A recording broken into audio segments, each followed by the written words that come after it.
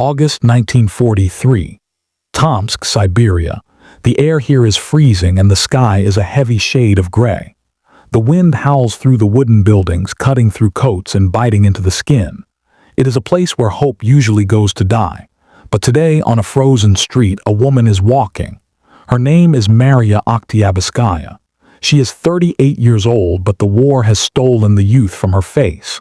She is wearing a simple coat, patched and worn thin by the years of struggle. Her head is wrapped in a heavy scarf, hiding her hair. To anyone walking past her, she looks like just another refugee. Just another tired, hungry Soviet woman trying to survive the winter. But if you look closer at her eyes, you will see something different. You will not see tears. You will not see fear. You will see fire. A cold, blue, terrifying fire. She walks up the steps of the State Bank of the Soviet Union. Her hands are gripping the handle of a small, battered suitcase. Her knuckles are white from gripping it so hard. She pushes the heavy door open and steps inside. The bank is quiet. The teller looks up. He sees a poor woman perhaps coming to ask for a loan or maybe to beg for some extra bread coupons. Mariya does not speak. She walks to the counter and lifts the heavy suitcase onto the table. Thud. She breathes in deeply and clicks the latches open. The teller leans forward, confused. Mariya opens the lid. The teller freezes. His eyes go wide. He stops, breathing for a second. Inside that old, dirty bag are bundles of cash. Rubles. Thousands of them, stacked neatly, row after row. 50,000 rubles. In 1943, in the middle of a war, this is a fortune. This is enough money to buy a house, to buy safety, to live like a queen while others starve. The teller looks at the money, then at her face. He stammers, his voice shaking. "Citizen, what is this for? Are you making a donation to the State Defense Fund?" Mariya looks him straight in the eye. Her face does not move. Her voice is low, calm, and deadly. She says, "I am not donating this money. I am buying a tank, and I am going to drive it to Berlin to kill the bastards who murdered my husband." To understand this moment, to understand how a gentle housewife became a weapon of war, we have to go back. We have to leave the freezing cold of Siberia and go back to a time when the world was still beautiful. 1940. The Crimean Peninsula. Before the blood, before the screams, before the tanks, there was only love. Mariya was not a soldier then. She was an artist. She lived in a world of color. She loved needlework. She loved embroidery. She loved fashion. She was known for her elegance, her soft voice, and her gentle nature. She lived with her husband, Ilya Oktyabrskaya. Ilya was a regimental commissar in the Red Army. He was a good man, handsome, brave, and kind. They had no children. They didn't need them. They only had each other, and that was enough. In the evenings, when the sun set over the Black Sea, Ilya would come home from the barracks. Mariya would be waiting for him. They would walk by the water, listening to the waves crash against the shore, talking about their future, talking about growing old together. They lived in a bubble, a perfect, fragile bubble of happiness. But on June 22, 1941, the bubble burst. The radio crackled to life, and the voice of Vyacheslav Molotov changed the world forever. Operation Barbarossa. 3 million German soldiers crossed the border. The sky turned black with Luftwaffe bombers. The Great Patriotic War had begun. The order came immediately. Ilya had to go to the front. The scene at the train station was chaos. Thousands of families were there saying goodbye. Women were crying, children were screaming, steam from the trains filled the air. Mariya stood on the platform holding Ilya's hand. She wanted to cry. She wanted to beg him to stay, but she was a commissar's wife. She had to be strong. Ilya looked at her and he smiled that familiar smile. He touched her cheek. He said, "Don't worry, Masha, we will beat them. I will be back before the winter snow melts. I promise." He kissed her forehead and he jumped onto the train. Mariya stood there alone, watching the train disappear into the smoke and the distance. She didn't know it yet, but that was the last time she would ever see his face. As the German army advanced, burning everything in its path, Mariya was evacuated. She was sent thousands of miles away, deep into the east to Tomsk in Siberia. Her life of comfort was gone. The needlework was gone. The walks by the beach were gone. She was no longer an officer's wife. She was a refugee. She was forced to work. She dug trenches. She worked in construction. Lived in a small, crowded, freezing room. The work was brutal. Her hands, once used for delicate sewing, became calloused and rough. But she didn't care about the cold. She didn't care about the hunger. She survived for one reason and one reason only: the mail. Every single day she ran to the post office. She waited for those triangular folded letters from the front lines. For 2 years the letters came. I am alive. We are fighting hard. I love you, Masha. These letters were her oxygen. They were the fuel that kept her heart beating.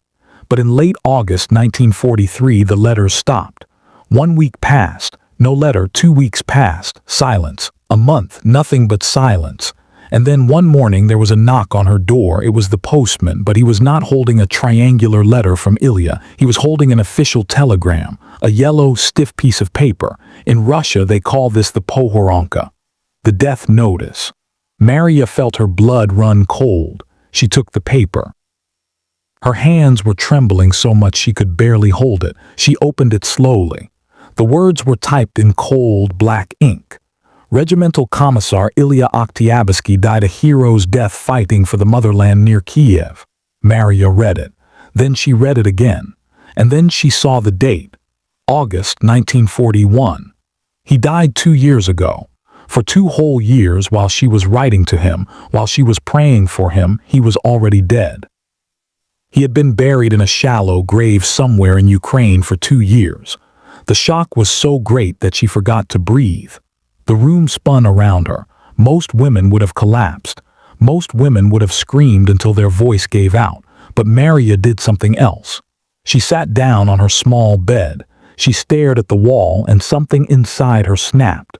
The grief in her heart didn't turn into sadness. It turned into something darker, something heavier. It turned into rage. Pure, concentrated hatred. She thought about the German soldier who pulled the trigger. She thought about the tank that might have rolled over her husband's body. She stood up. She wiped her face. She looked in the mirror. The gentle housewife was gone.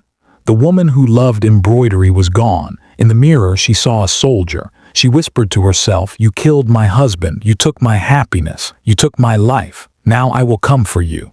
But how? She was 38 years old. She was a woman. The Red Army would never give her a rifle. They would tell her to go back to the factory or to knit socks for the soldiers. Mariya didn't want to knit socks. She wanted to kill Nazis. She needed a weapon, a big one. And then, amidst the grief, she had an idea so crazy, so impossible that only a person with nothing left to lose could think of it. She looked around her small room. She saw her jewelry box. She saw her silverware. She saw her clothes. She saw the savings she had hidden away. She started selling everything. She went to the black market. She sold her wedding ring, the ring Ilya gave her. She sold her expensive coats. She sold her furniture. She sold every single memory of her past life. Day after day, she collected the money, ruble by ruble. Her neighbors watched her. They whispered behind her back. "Poor Mariya," they said. "The grief has made her lose her mind. She is selling everything she owns. She will starve to death this winter." But she was not mad. She was focused. She collected 50,000 rubles, and that brings us back to the bank in Tomsk. Mariya stands at the counter. The suitcase is open. The money is on the table. The bank manager comes out from his office. He looks at the cash, then at her. He is confused. "Madam," he says, adjusting his glasses. "You want to buy a tank? That is highly unusual. The Red Army provides the tanks. Civilians do not buy them." Mariya slams her hand on the table. The sound echoes in the quiet bank. "I don't want the army to give me a tank," she says firmly. "I want to buy my own, and I have a condition." The manager blinks. "A condition?" Mariya leans forward. Her eyes are burning with that cold blue fire. "I will give you this money. I will give you everything I have, but only if I am the one who drives it. I don't want a driver. I don't want a man to do it for me. I want to be in the driver's seat. I want to look through the scope. I want to crush them myself." The manager is stunned. He shakes his head. "But madam, that is impossible. You are a civilian. You are a woman. You have no training. The Supreme Commander Stalin himself would have to approve this." Mariya picks up a pen from the counter. She pulls out a piece of paper. Then, she says, I will write to Stalin. She starts writing. This letter will become one of the most famous documents of World War II. It was a letter written in blood and tears. A letter that would make generals laugh until the day that laughable woman saved their lives. She writes, My husband was killed in action defending the motherland. I want revenge on the fascist dogs for his death and for the death of millions of Soviet people. She signs her name. Mariya Oktyabrskaya. She puts the pen down. The war was about to change. The Germans had faced the Russian winter. They had faced hunger, but they had never faced the widow. September 1943.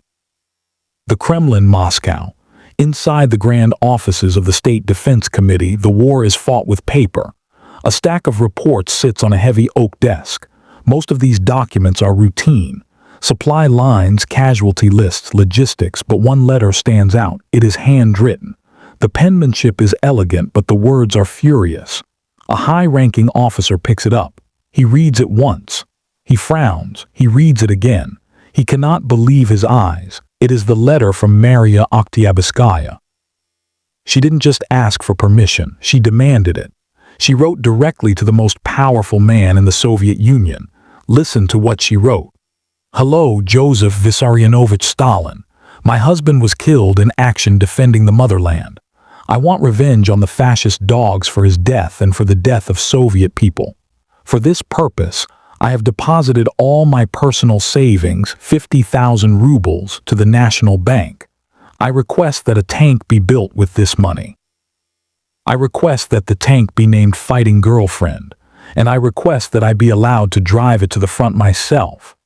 The officer puts the letter down. He chuckles. A fighting girlfriend, he thinks. Does she think this is a romantic novel? She is 38 years old. She belongs in a kitchen or a hospital, not inside a 30-ton steel beast. In 1943, the Red Army was desperate, but they were not that desperate. Most requests like this would be thrown in the trash. A middle-aged widow wants to drive a tank. It sounded like a joke, but the letter reached Stalin. Stalin read it. He didn't laugh. He saw something else. He saw propaganda. Imagine the headline. A widow sells everything to fight for her husband. It would inspire millions. It would shame the cowards. It would show the world the resolve of the Soviet people.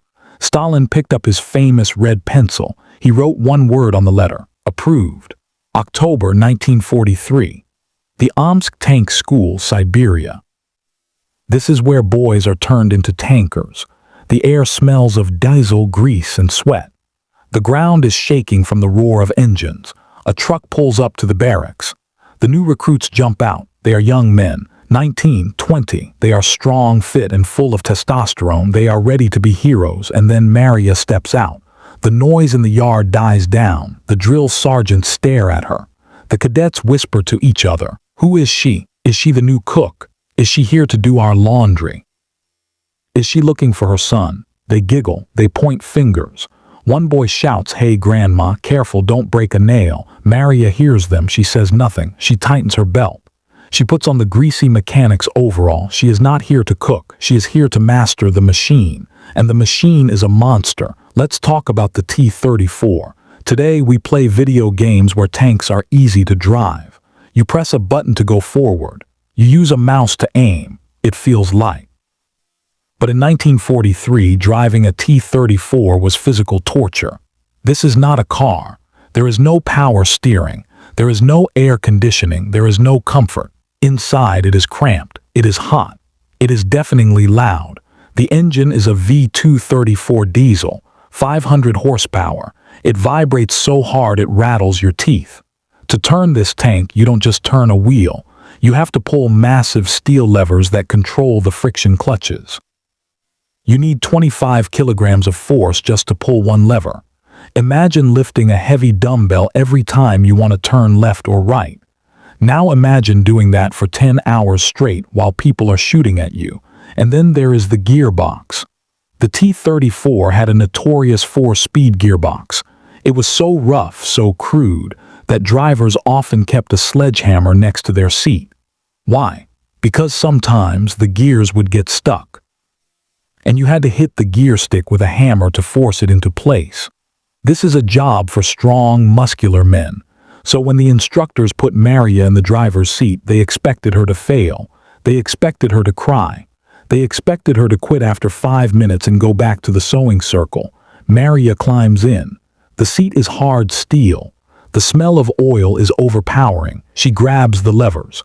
Her hands are small compared to the steel bars. The instructor smirks. "Ready, babushka." Mariya grits her teeth. She pushes the clutch. She pulls the lever with every ounce of strength in her body. The tank lurches forward. Day 1, she is exhausted. Her arms shake so much she cannot hold a spoon to eat soup. Her body is bruised from being thrown around the metal cabin.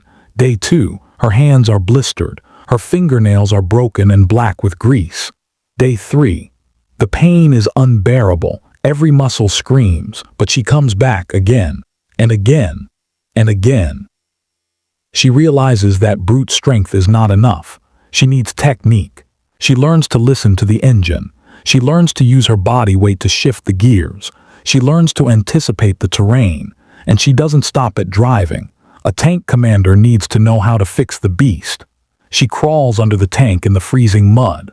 She learns how to tighten the tracks. She learns how to clean the carburetor. She learns how to load the 76mm shells. The young boys watch her. Slowly the laughter stops. The mockery turns into silence, and the silence turns into awe. They see her lifting heavy shells. They see her face covered in black grease. They see her sleeping in the garage next to her tank, refusing to leave until the engine is perfect. They stop calling her grandma. They start calling her mama, not because she is old, but because she takes care of them. And she works harder than any of them. 5 months later, graduation day, Mariya stands next to her tank. She has passed every exam with distinction. She is now a certified driver mechanic. She climbs onto the hull of her T-34. She holds a bucket of white paint. This is the moment she paid 50,000 rubles for. With bold, thick strokes, she paints the name on the turret. The Cyrillic letters shine bright white against the green armor. BOYVAYAPODRUGA, fighting girlfriend. The other soldiers cheer. The commanders salute. She is no longer a widow. She is a weapon. The 26th Guards Tank Brigade is moving out. Destination, the Western Front. Mariya climbs into the driver's hatch. She puts on her leather helmet. She lowers her goggles. She looks at the horizon, towards the west, towards Germany. Somewhere out there are the men who killed her husband, and hell is coming with her. October 21st, 1943. The Smolensk Front, Western Russia. The morning air is thick with a heavy, freezing fog. It clings to the ground, hiding the mud and the craters. The 26th Guards Tank Brigade is lined up at the edge of a forest, engines idling, waiting for the signal. Among the rows of steel giants, one T-34 stands out. It looks like the others. It smells like the others. But on its turret, bright white letters scream a message to the world. BOYVAYAPODRUGA, fighting girlfriend. The infantrymen walking past the tank stop and stare. They nudge each other. They smirk. One soldier whispers to his friend, "What is this? A traveling circus? Since when do we paint love letters on our tanks?" Another soldier laughs and says, "I heard the driver is a woman, a widow. She probably thinks war is like driving to the market. I give her 10 minutes before she drives that thing into a ditch." They look at the tank with pity.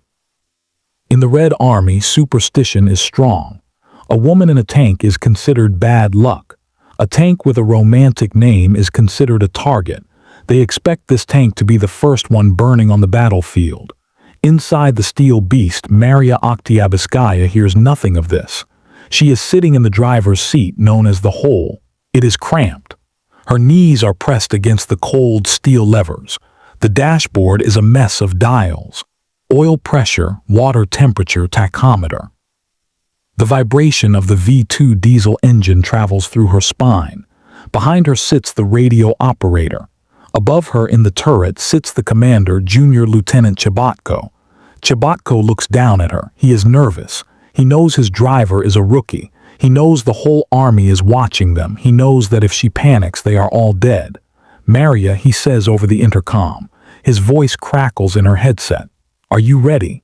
The Germans are dug in deep. This won't be a training exercise." Mariya adjusts her leather helmet. She checks the periscope. All she can see is a narrow slice of the world: mud, trees, fog. She grips the steering levers. Her hands are gloved, covered in grease. She takes a deep breath. "I am ready, Commander," she replies. Her voice is steady. "Let's go get them." And then the signal comes. A red flare shoots into the gray sky. Forward, Mariya kicks the clutch. She slams the tank into second gear. She pulls the left lever. The 30-ton machine roars to life. The tracks dig into the frozen mud, throwing up clumps of earth. The fighting girlfriend lurches forward. The baptism of fire has begun. Let's look at the tactical situation. The Germans are defending a hill near the village of Novoye Selo. They are not stupid. They know the Russians are coming. They have set up a kill zone. Hidden in the bushes are factually anti-tank guns. These are 75mm cannons that can punch through a T-34's armor from a kilometer away. Protecting these guns are MG-42 machine gun nests waiting to mow down the Soviet infantry. The Soviet strategy is simple. Send the tanks in first to crush the machine guns so the infantry can advance. But for a tank driver, this is a nightmare. If you drive too slow, the anti-tank guns will hit you. If you drive too fast, your gunner cannot aim. If you drive straight, you are an easy target. You have to dance. You have to zigzag. You have to be aggressive. And Mariya, she drives like a demon. Bullets ping off the armor like hail on a tin roof. Ping, ping, clang. Commander Chabatko shouts. Machine gun nest. 11 o'clock, range 400 meters. Mariya sees the muzzle flash in the distance. A German MG-42 is tearing apart the Russian infantrymen running beside them. A normal driver might stop to let the gunner shoot. But Mariya knows the T-34's strength. It's not just a gun. It's a battering ram. She shifts gears. She pushes the engine to full RPM. Holding course, she screams. The tank accelerates. It bounces over craters. Inside, the crew is being thrown around like dolls. Mariya fights the levers, correcting the course, aiming the entire chassis at the enemy. The Germans in the machine gun nest look up. They see a green monster charging straight at them. They turn their gun on the tank. Bullets spark against the steel hull. But they cannot stop 30 tons of anger. Mariya doesn't slow down.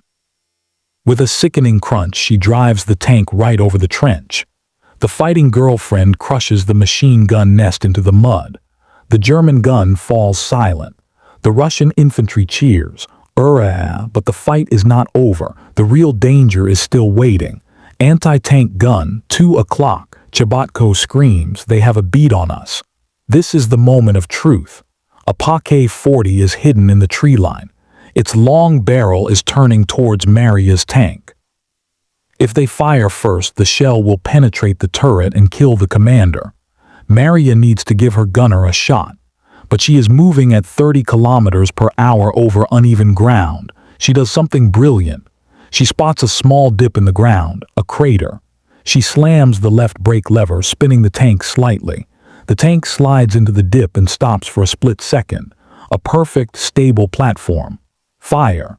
The T-34's 76mm gun kicks back. The tank rocks violently. The massive brass casing clatters to the floor. The high explosive shell flies across the field. It hits the German anti-tank gun directly. Wood, metal, and bodies fly into the air. Target destroyed. The gunner yells. Mariya doesn't celebrate. She immediately puts the tank in reverse, backing out of the position before another German gun can find them. She is constantly moving, advancing, shooting, crushing. She is not driving like a rookie. She is driving like a veteran. She understands the rhythm of the battle. She knows when to push and when to hide. The battle rages for hours.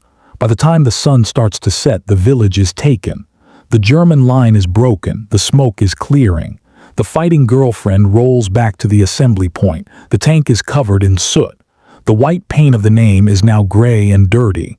There are deep scratches on the armor where bullets hit. The engine turns off. The silence returns. The heavy hatch opens. Mariya climbs out.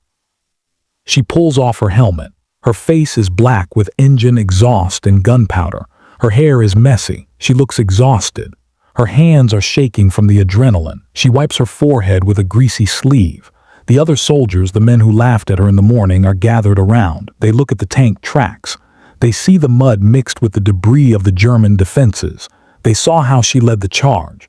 They saw how she saved the infantry. Nobody laughs anymore. A hardened sergeant walks up to her. He is a man who has seen too much war. He looks at the fighting girlfriend text on the turret. Then he looks at Mariya. He stands straight. He snaps his heels together and he salutes. "Good driving, mother," he says. Mariya looks at him. She doesn't smile. She just nods. "We have work to do," she says. "Check the tracks. Refuel the engine. We go again tomorrow." She was right. This was just the beginning. She had proven she could kill. She had proven she could drive. She had earned her place among the men, but the real test was yet to come. Winter was coming, and with it the day that would make her a legend. November 17th, 1943, the village of Novoye Selo. The Russian winter has arrived early. The ground is frozen hard as rock. The temperature has dropped far below zero. The fighting girlfriend is on the move again. This time the mission is not a daylight charge. It is a night assault. The darkness is absolute, broken only by the flash of tracer bullets and the sudden, blinding explosions of artillery shells. The Germans are desperate. They are digging in near the village and they have brought up their heavy monsters. The Ferdinand tank destroyers. These are massive beasts, armed with 88mm guns that can slice through a T-34 like a hot knife through butter. Mariya is in the driver's seat. The engine is roaring behind her, a steady, comforting rhythm in the chaos. The smell of diesel fumes is choking, but she does not slow down. She drives with a cold fury, guiding the tank through the craters and the ruins. Her tank crushes a German supply truck. Then they blast a machine gun nest. The crew is cheering. They feel invincible. They feel like the lucky star is watching over them. But then disaster strikes. A massive explosion shakes the world. A German shell lands right next to the tank. It doesn't penetrate the armor, but the shockwave is devastating. The fighting girlfriend shudders violently. The metal screams. And then the movement stops. The tank spins wildly to the right, grinding a deep scar into the frozen earth, and comes to a dead halt. Mariya pulls the levers. Nothing happens. The engine is running, screaming to be let loose, but the tank is dead in the water. The commander, Junior Lieutenant Chebatko, shouts over the intercom. "Track broken. The right track is gone." This is the worst possible nightmare for a tanker. A tank without tracks is just a steel coffin. They are a sitting duck in the middle of a killing field. The German gunners see the stopped tank. They know they have hit it. They start adjusting their aim. They want to finish the job. Ping, ping, clang. Machine gun bullets start hammering the hull, searching for gaps. Standard procedure in this situation is clear. You stay inside.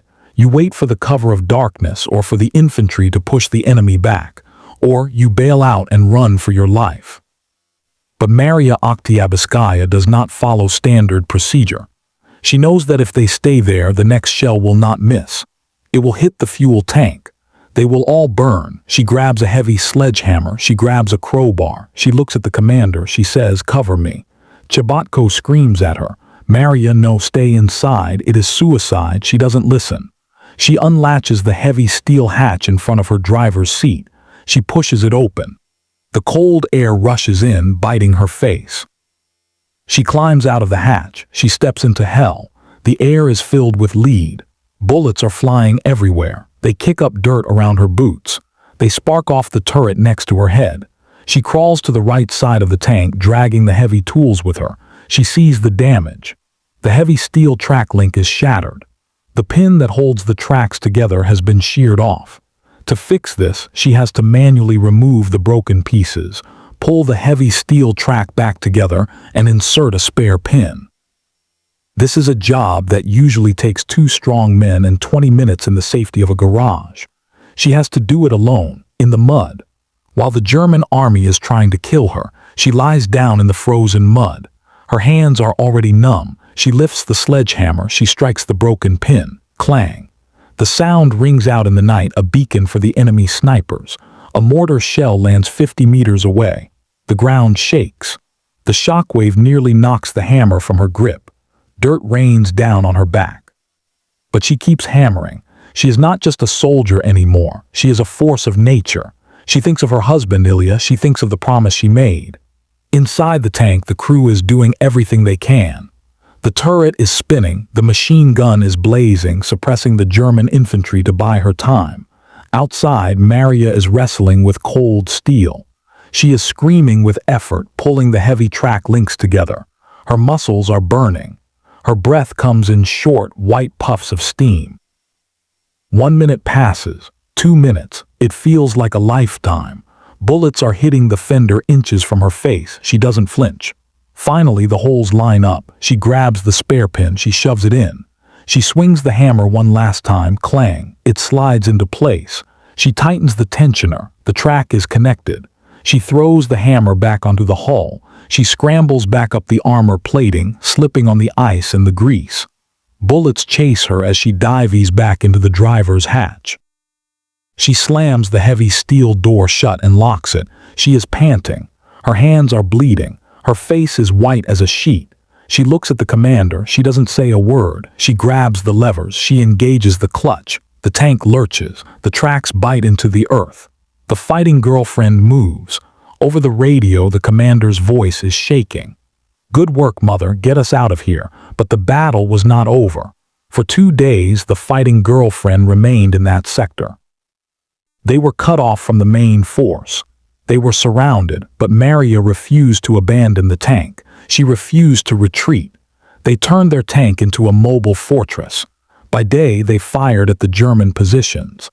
By night, Mariya slept in the driver's seat, listening to the artillery, ready to move at a second's notice. For 48 hours, they held the line. They destroyed an artillery gun. They wiped out 2 machine gun nests. When the relief force finally broke through, they found the fighting girlfriend still there, scarred, battered, but unbroken. Mariya Oktyabrskaya had become a legend. She was promoted to the rank of sergeant. The men who had mocked her now looked at her with something else: fear and deep, unquestioning respect. She had cheated death. She had walked into the fire and come back, but luck, even for a hero, eventually runs out. Winter was getting colder, and the road to Vitebsk was waiting.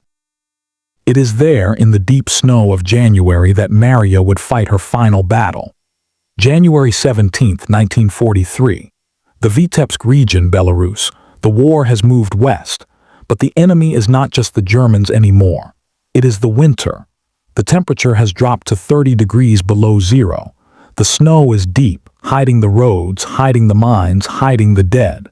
The metal of the tanks is so cold that if you touch it with your bare skin, it will rip the flesh right off your hand. The oil in the engines turns to jelly, but the Red Army does not stop. They are pushing towards the city of Vitebsk, a critical German stronghold, and leading the charge once again is the fighting girlfriend. Mariya Oktyabrskaya is tired. She has been fighting for months without rest. Her hands are scarred from the repairs. Her eyes are sunken from lack of sleep, but her resolve is harder than the steel armor around her. The mission today is suicide. They have to cross a frozen ravine and break through the German defensive line near the village of Schwedt. The Germans have turned this area into a fortress. They have dug deep trenches. They have hidden anti-tank mines under the snow. They have zeroed in their artillery on every approach. The attack begins. Mariya revs the engine. The T-34 roars, spewing black smoke against the white snow. She drives the tank down into the ravine. The tracks slip and slide on the ice. She fights the levers, keeping the beast moving. They come up the other side, right into the teeth of the German defense. Fire. The tank's gun booms. They destroy a machine gun position. They crush 2 artillery pieces. They are unstoppable. For a moment it looks like they will break through. But the Germans have a trap waiting. Boom. A massive explosion rocks the tank. It wasn't a shell this time. It was an anti-tank mine, or perhaps an artillery shell that landed perfectly on the tracks. The result is the same. The fighting girlfriend lurches to the left and stops. The left track is shattered, the wheel is damaged, the tank is dead in the snow.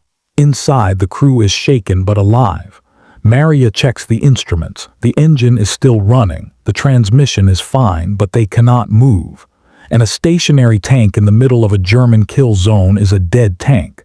Commander Chebotko looks at Mariya. He doesn't have to say anything. He knows what she is going to do. She has done it before. She is the best mechanic they have. Mariya puts on her heavy gloves. She grabs her hammer. She grabs the spare track links. She opens the hatch. The cold air hits her like a physical blow. It freezes the sweat on her face instantly. She climbs out. The battle is raging all around her. Bullets whistle past her ears. Artillery shells are churning up the snow, turning it gray and black. She jumps down into the snow. It is waist deep. She crawls to the broken track. She works fast. She ignores the bullets. She ignores the fear. She is focused on the steel pins. She starts hammering. Clang, clang, clang. The sound is lost in the roar of the battle. Inside the tank, the crew is firing the machine gun, trying to keep the German heads down. Mariya is almost done. She has connected the links. She just needs to tighten the tensioner. Just one more minute. But the Germans have seen her. A German artillery observer hidden in the tree line spots the figure working on the tank. He picks up his radio. Coordinates 375, fire for effect. High above, a mortar crew drops a shell into the tube. Mariya doesn't hear it coming. You never hear the one that gets you. She is tightening the last bolt. She looks up for a second, and then the world turns white. Boom. The mortar shell explodes just a few meters behind her. It doesn't kill her instantly. It is crueler than that. A jagged piece of hot shrapnel, a fragment of the shell casing, flies through the air. It pierces the back of her head. Mariya falls into the snow. The hammer drops from her hand. The silence comes rushing in. The roar of the battle fades away. The cold is gone. The pain is gone. There is only darkness. Inside the tank, the commander waits. He waits for the knock on the hull. He waits for Mariya to climb back in. But there is no knock. Mariya, he opens the hatch. He looks down. He sees her lying in the snow. The white snow around her head is turning bright red. He screams for the crew. They jump out. They ignore the bullets. They grab their mother. They pull her limp body onto a stretcher. They carry her back to the rear lines, running through the explosions. They put her in a field ambulance. The medics look at the wound. They shake their heads. It is a fatal wound. The shrapnel has entered her brain. The fighting girlfriend sits alone on the battlefield, silent, still. The woman who bought it, the woman who loved it, the woman who gave everything for it is gone. She is rushed to a military hospital in Kiev. She falls into a deep coma. For 2 months she lies in a hospital bed. She does not wake up. She does not speak. But even in her silence, she has one final journey to make, because a hero never truly dies until their mission is complete, and Mariya's mission was not over yet. March 15, 1944. The military hospital in Smolensk. The room is quiet. The smell of antiseptic hangs in the air. In a white bed, Mariya Oktyabrskaya lies still. She has been in a coma for 2 months. The doctors have done everything they could. They removed the shrapnel, but the damage was too deep. Outside the window, the snow is starting to melt. Spring is coming. The birds are singing, but Mariya does not hear them. At the age of 38, the woman who sold everything for revenge, the woman who learned to drive a 30-ton monster, takes her last breath. She dies without ever knowing if her side would win the war. She dies without seeing Berlin. But her story does not end in that hospital bed, because soldiers do not die when their hearts stop. They die when they are forgotten, and the Red Army refused to forget Mariya. On August 2, 1944, the Supreme Soviet of the USSR issued a decree.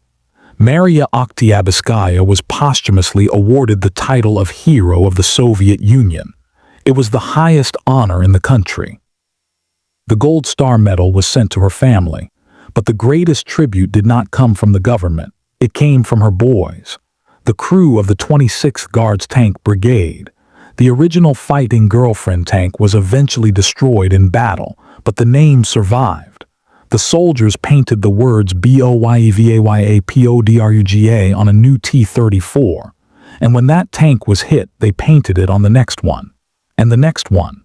The Fighting Girlfriend became a ghost.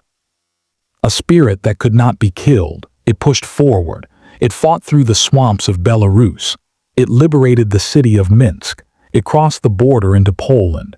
It crushed the German defenses in East Prussia. And finally, in May 1945, the end of the road appeared, Berlin. The heart of the Nazi Empire was burning. The Red Army was flooding the streets.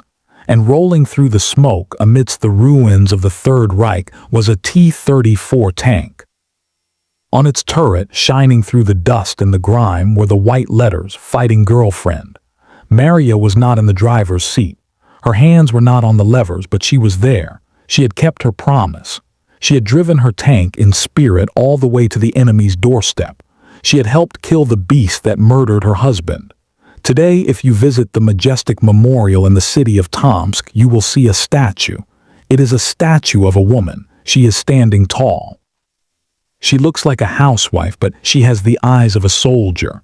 Her story reminds us of a simple truth about war. It is not just fought by generals on maps. It is not just fought by men with rifles. It is fought by people who have lost everything. And there is no force on earth more terrifying or more powerful than a heart broken by grief, fueled by love. Mariya Oktyabrskaya proved that you don't need to be a man to be a warrior. You just need a reason to fight. If this story moved you, if you believe Mariya deserves to be remembered, please hit that like button. It helps us share her legacy with the world. Subscribe to the channel for more stories from the forgotten archives of history. And tell us in the comments below, if you had to give up everything you own to fight for what you believe in, would you do it? Thank you for watching. And remember the Fighting Girlfriend.